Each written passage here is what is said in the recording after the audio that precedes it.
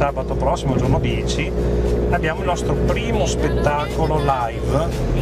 È nuovo sicuramente il modo di doverla esporre dal vivo, perché finché uno è a casa, se la guarda in internet o per televisione è una cosa.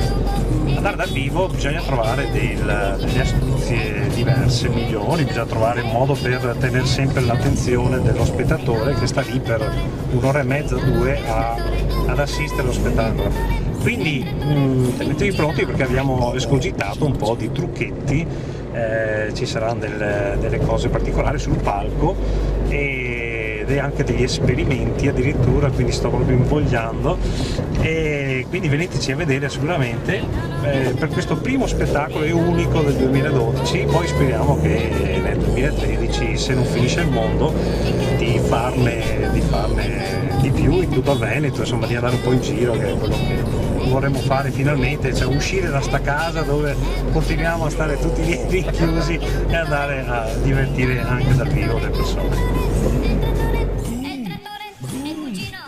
Oh, cheap cheap.